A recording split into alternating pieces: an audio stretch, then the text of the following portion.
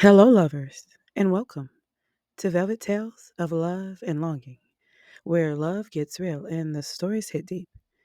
If you're a hopeless romantic searching for passion, heartbreak, and that undeniable chemistry that makes you believe in second chances, you found your spot.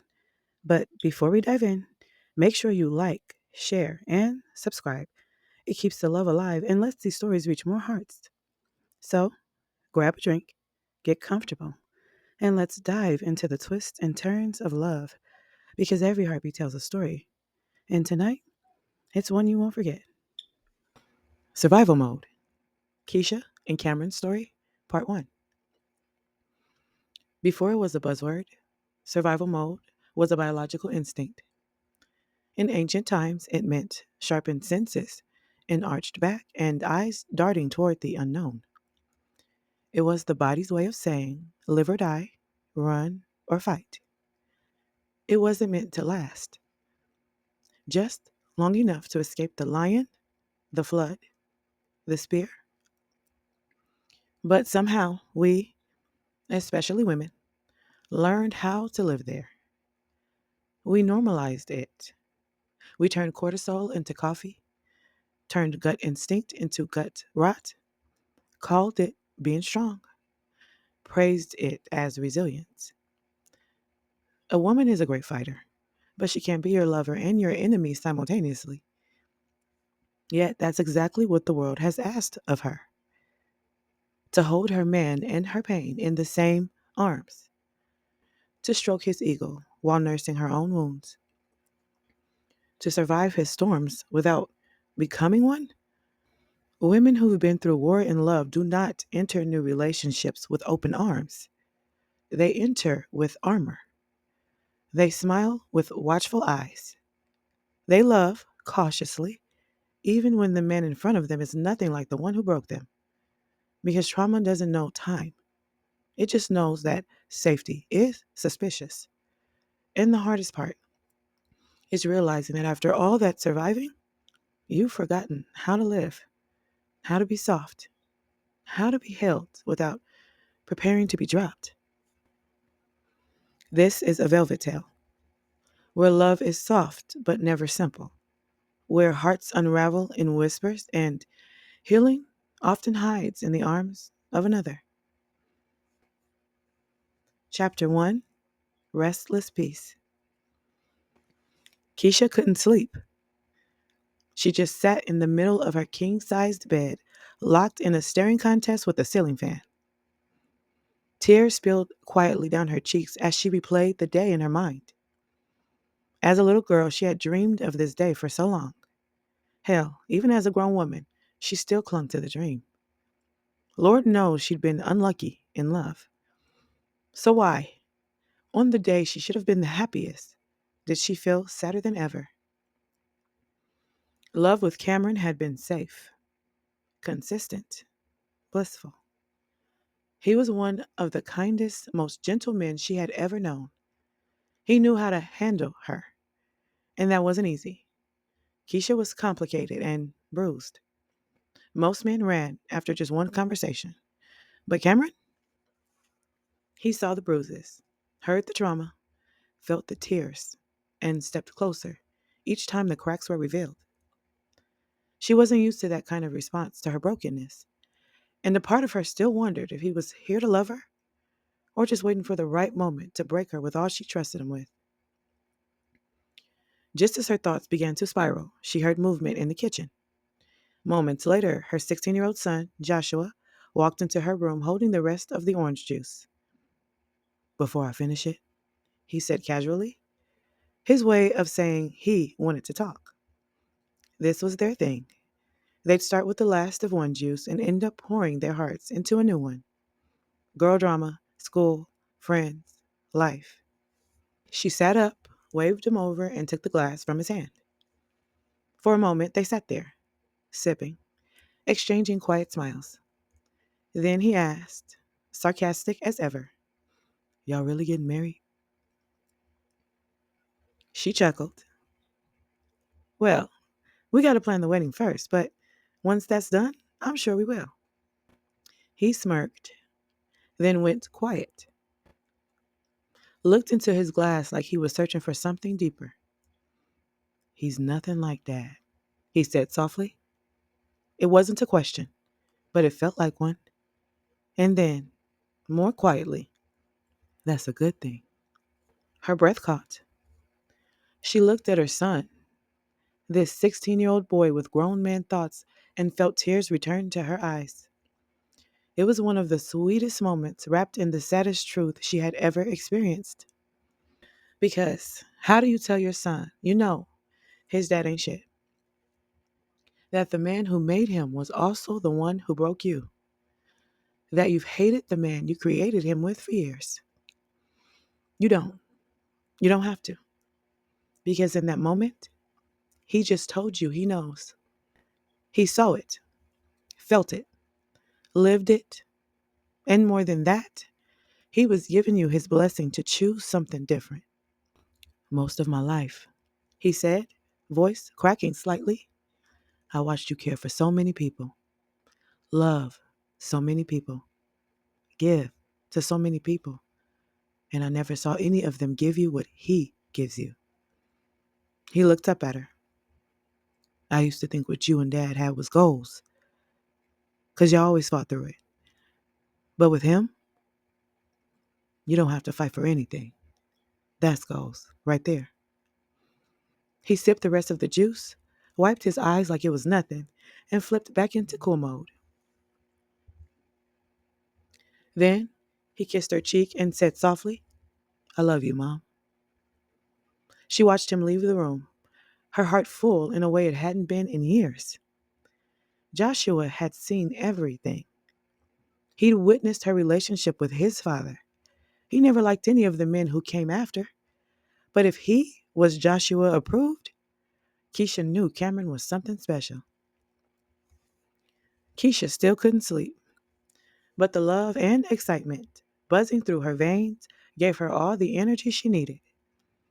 Right on cue, her phone lit up with Cameron's morning text. Good morning, beautiful. Yellow heart. It was followed by one of his signature inspirational quotes, always perfectly tailored to whatever she'd been overthinking that week. She smiled. That was his love language, gentle consistency. She texted back, thanking him for the inspiration and for one of the sweetest dates she'd ever experienced. He replied with a heart and the phrase, hearing this before I walk into work, ear emoji. His subtle way of saying, I'll respond later, properly, when I'm free. Because Cameron never liked rushing anything with her. Despite running on zero sleep, Keisha decided to start her day. She made breakfast for the kids, floating through the motions with a dreamy kind of energy. Every time she moved, her rose gold engagement ring caught the light.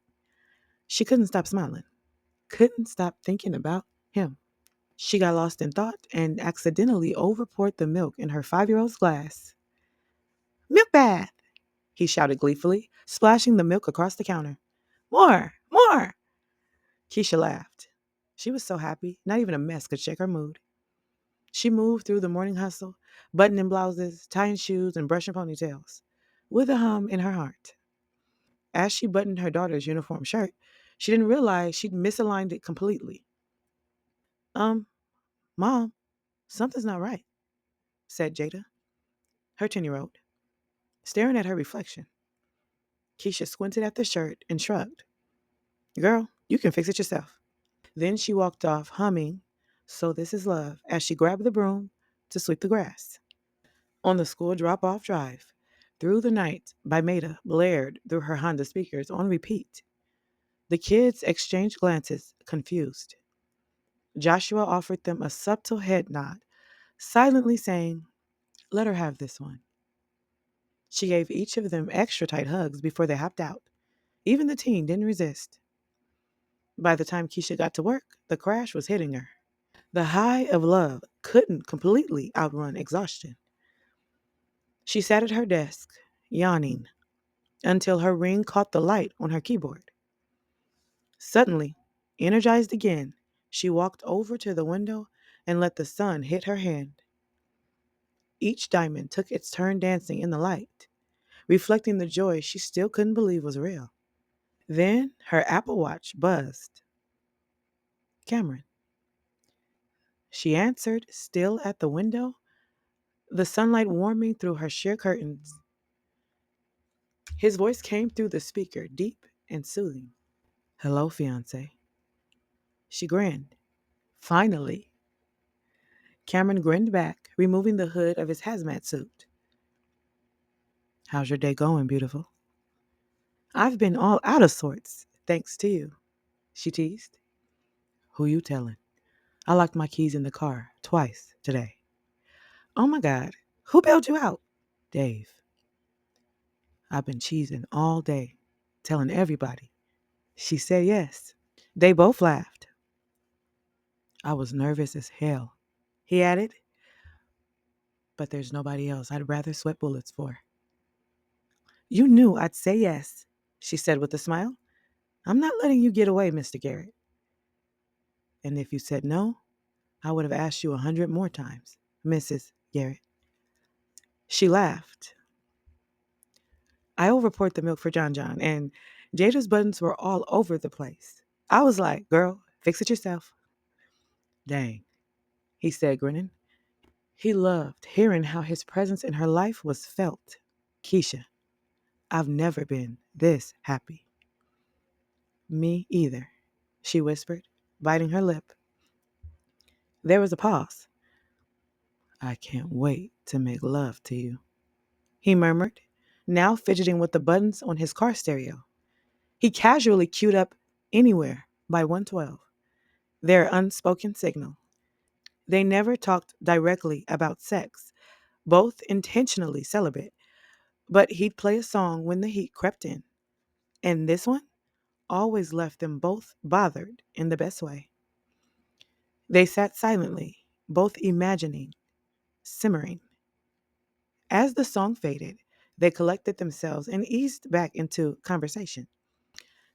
That was hot, she said breathlessly. My thoughts are untamed. He laughed. I gotta get back to work before I say something I shouldn't to a beautiful, classy woman of God like yourself. Just make sure you know how to say it when the time comes. Oh, baby, he said, a voice dipping lower. I got a whole book of things I've been waiting to say and do to you. Don't worry about that. Then, softening again. We still on for dinner tonight? Of course, she said, heart fluttering. Okay, tell me something. She smiled. She knew what he wanted. My heart is yours. And you're wearing mine on your finger. He blew her a kiss through the watch and ended the call. Keisha stood still, hand on the glass, smiling like a fool. God, that man never missed a beat. Cameron had a way of softening even her sharpest edges. His love was like balm, applied gently to wounds that had long since scabbed over but never truly healed. Towards the end of her workday, Keisha received an email from Human Resources. A simple reminder. It read, please update your legal name in our system. We are conducting employee audits and notice you no longer use your former married name. Please ensure the legal process is completed.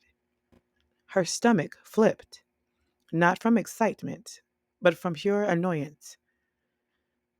She exhaled deeply, her body slumping slightly in her chair. She had been putting it off, knowing the process would be yet another item added to her already overwhelming to-do list. With 5 kids, a full-time job, wedding planning, and now this? Changing her name legally felt like a mountain and one she resented climbing. Andre was still inconveniencing her, as if wasting 18 years of her life hadn't been enough. She could feel the heat rise in her chest just thinking about it. She and her best friend Tilly had gone back and forth about this. Tilly, ever the voice of reason, told her to just knock it out during the last hour of work. You're allowed to use company time for HR-related tasks, she said. Just get it over with. But Keisha didn't want to just get it over with, because it wasn't just paperwork. It was pain. It was revisiting a name tied to every betrayal, every broken promise, Every tear cried into her pillow while her children slept down the hall. She should have never married Andre. Everyone had said it. Friends, co-workers, even her aunties. Everyone but her father. And he was the very reason she walked down that aisle. He reassured her, told her it was the right thing to do, that love would come after the vows, that marriage was about duty and forgiveness, and now he walked around boasting to everyone who'd listen. I told her he wasn't no good. Keisha clenched her jaw. She hated him for that, for convincing her to stay, for giving her bad advice wrapped in a father's pride and parading it as wisdom, for leaving her to pay the price while he smugly claimed foresight. For those 18 years, Keisha had been a stranger to herself. She had no clear view of her own identity, not as a woman, not as a wife. She'd poured herself into motherhood, into survival, and into the illusion of a marriage that had never truly existed. Now, as she sat at her desk, the glare of her monitor softening, her eyes drifted to her left hand. The rose gold band Cameron had placed on her finger the night before shimmered under the office lights. She rubbed her thumb across it slowly as if trying to memorize its texture, its weight, its promise. Could this end the same way? That single question hit like a rogue wave. No, no, please, God, no. But the thought was there now, planted. And no matter how beautiful the ring or how kind the man, doubt had cracked the surface. Keisha blinked back tears, sat up straight, and shook the thought loose. Cameron was not Andre. Her life was not on repeat. This love was different. It had to be. Still, as she logged off her computer and began packing her things, that lingering fear followed her out the door, like a shadow. The parking lot was nearly empty by the time Keisha made it to her car. The sun was starting to set, casting long golden streaks across her dashboard. She tossed her bag into the passenger seat, exhaled slowly, and sat in silence for a beat before starting the engine. As the Bluetooth connected, her phone began to buzz. Tilly, right on cue. Keisha smiled faintly and answered, putting her phone on speaker. Hey, girl. Tilly's voice came through the car like a breeze. Hey, future Mrs. Gary. You sound tired. Keisha chuckled dryly. That's 'cause I am. It's been a long day. You glowing, though. I already know it. What's up? There was a pause, long enough to feel heavy. Keisha swallowed, then finally said it. I'm scared, Tilly. Scared of what?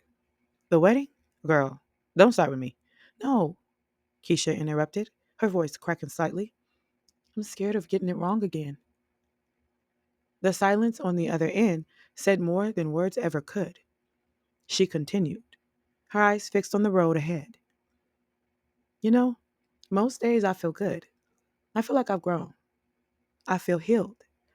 But then something small will happen and all the old fear creeps back in. Cameron will say something kind, and instead of receiving it, I flinch. Like he's going to flip the script any day now. I hate that I do that to him. Tilly exhaled. Whew, girl, I feel you. Honestly, that's why I'm single. Most women end up in the same relationships repeatedly. It's like we just swap faces but keep the same pain. I'm not ready to roll those dice again. Keisha nodded slowly, even though Tilly couldn't see her. That hit. But, Tilly continued, you're in a different space now. You got your own place, a car, a good job. You're not dependent on nobody for nothing, even if it don't work out. Keisha cut in softly, her voice trembling. It's not about that, Tilly. It's not about being able to survive if it fails. I already know I can. That's the scary part. Tilly stayed silent, letting her speak her truth. Keisha gripped the steering wheel tightly as her eyes began to sting. It's the thought of what Cameron and I have turning into what Andre and I had. That would ruin me. It would kill something in me that I don't think could come back. Her voice cracked on that last word, and she blinked quickly to keep from crying at the wheel. Tilly's voice came back, this time softer. Girl, I hear you. And you're right to be scared. But what you're scared of isn't Cameron. It's the version of you that stayed too long last time, and you're not her anymore. Keisha sniffled. I hope not. You're not. I see it. Cameron sees it. You got to believe it. Keisha finally pulled into her driveway, cutting the engine and sitting in the silence of her car for a long moment. Thanks for listening, Tilly. Always. Now go let that man before I steal him. They both laughed, light breaking through the heaviness. As Keisha stepped out of the car, she looked up at the night sky and whispered to herself, please, let this be different. She spent the whole night cleaning the house, prepping the kids, and debating what to cook for dinner. It was Cameron's first time meeting all the kids, all five of them, in one room. And even though she was marrying this man, something about that made her both excited and nervous at the same damn time. She knew the backlash he'd face for being with a woman who had five kids. His friends, uncles, even some coworkers clowned him about it. She tried not to let that get to her, but part of her worried. Would tonight's chaos change how he felt? Because being a mom of five meant surprise fights, random crying fits, and the occasional vomit explosion were very real possibilities when guests came over. She had begged the kids to be on their best behavior, but honestly, they were engaged now. He was going to have to get used to the reality at some point. She spent so much time doing the kids' hair and getting them dressed that she only had time for a mini beat. Just eyebrows, concealer, lip gloss, and a quick finger fluff to her curls for that effortless, sexy bedroom look. She was pulling garlic bread from the oven when the doorbell rang. John darted to the front room yelling, It's him! He's here! Like it was Christmas morning. The other kids scattered like someone had a dog loose in the house. A normal reaction to company. Keisha saw Cameron smiling through the frosted glass as she approached the door. He smiled, bright, easy, and all hers. Smells like heaven in here. You're late, she teased, stepping aside to let him in. Traffic. But I brought peace offerings. He held up a bottle of wine in a small box. One for you, one for your sweet tooth. Keisha raised a brow. Is that cheesecake from Nina's bakery? The one with the caramel swirl. Figured I needed to stay on your good side. She rolled her eyes, but smiled. You're lucky you're cute. John tugged at Cameron's pants leg. Want to see the table I helped set? Cameron immediately knelt. Of course I do. Lead the way, little man. As they walked off, Keisha watched Cameron letting John grab his hand like it was the most natural thing in the world. No performance, no awkwardness. He just fit. Dinner was loud, in the best way. Journey grilled Cameron with a list of questions she had clearly prepared in advance. Do you know how to cook? What's your favorite color? Have you ever seen Princess and the Frog? Cameron answered every question like it mattered, even sang a bar of Almost There, complete with dramatic hand gestures. The kids were in tears laughing. Keisha hadn't laughed like that over a meal in years. Watching him cut John's spaghetti and pour apple juice without being asked, it did something to her. Made her feel safe in a way she hadn't felt in a long time. After dinner, they all played Uno on the floor. When John threw a tantrum after losing, Cameron didn't snap. He simply invited him to help shuffle the deck. By 9:15, the kids were in bed.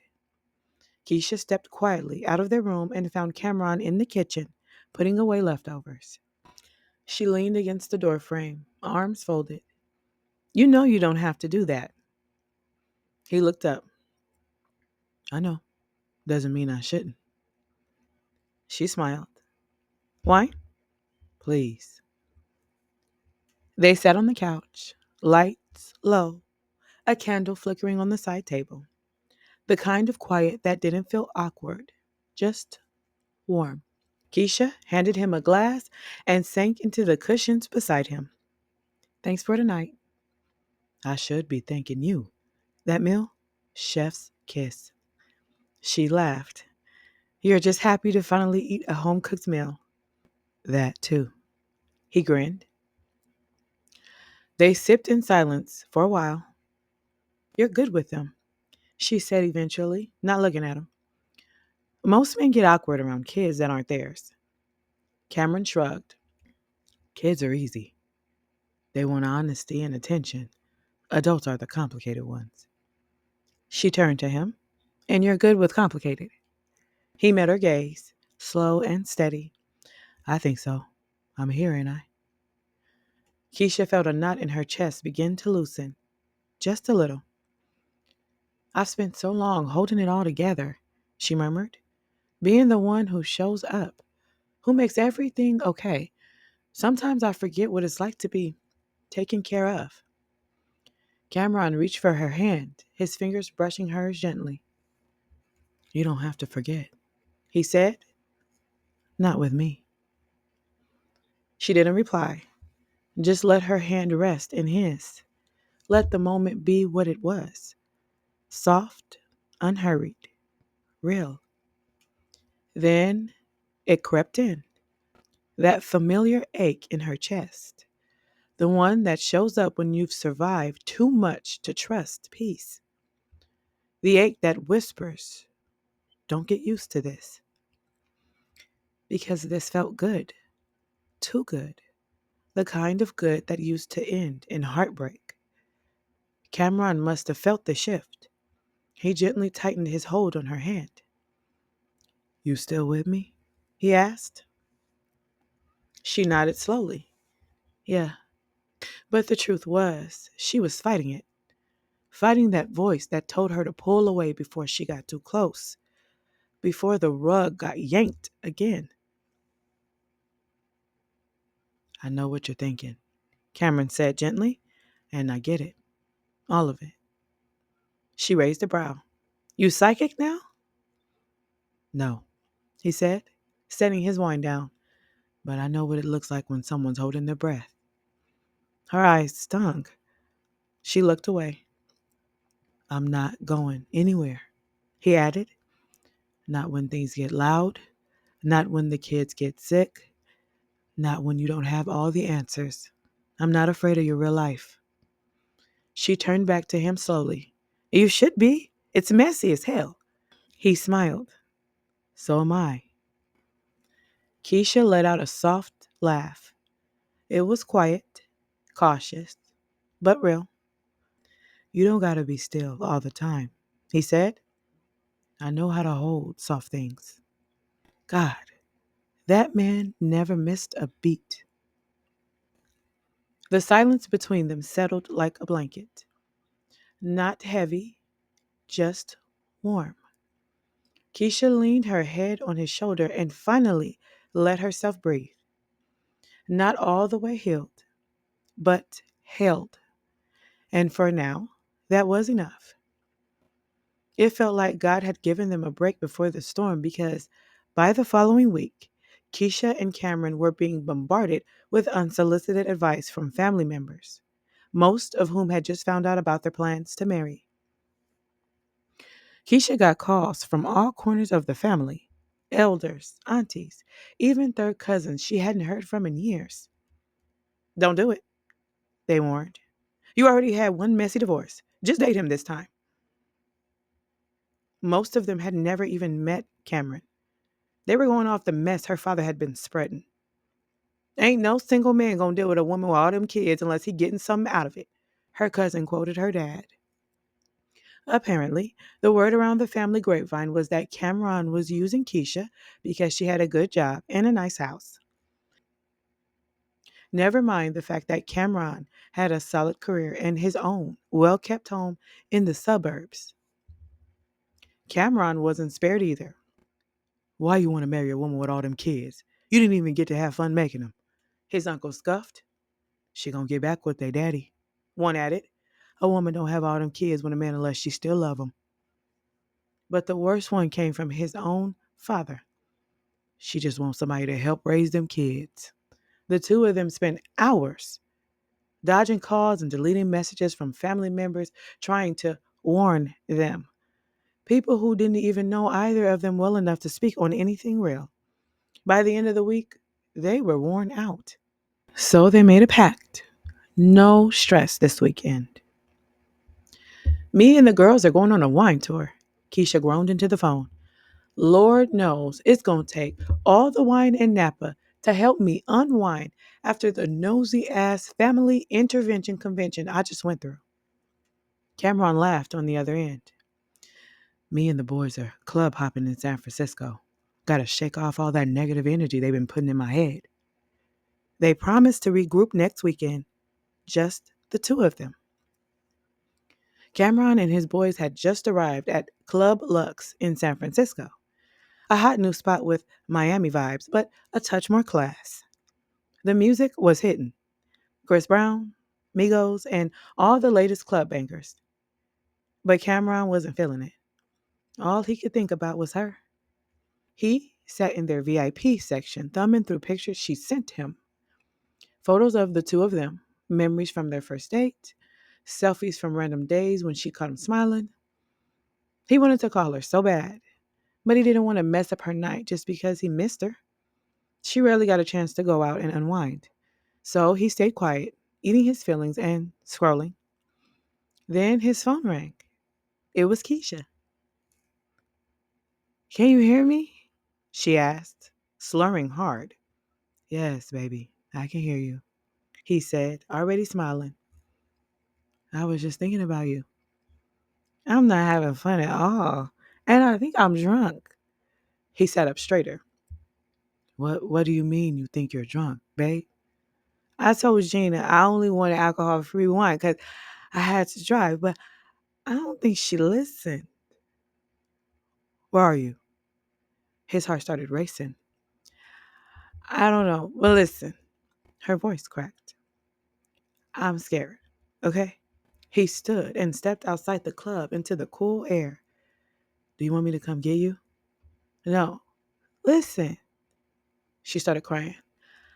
I don't know if I want to get married again.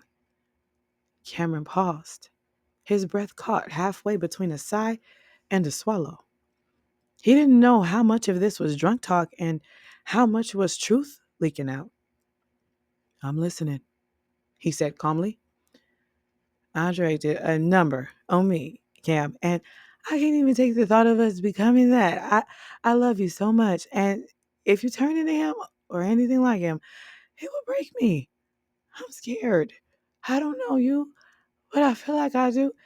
And then came the sound of vomiting.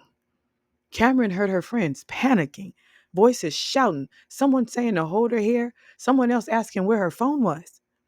Then the call dropped. He sat there frozen for a moment, phone still pressed to his ear. He understood it, all of it. Her fears weren't unfounded. They were built on years of pain. She was triggered, vulnerable, drunk, yes, but speaking truth she tried to keep buried. But what about his fears? He was used to being the one who fell for the woman that didn't feel the same.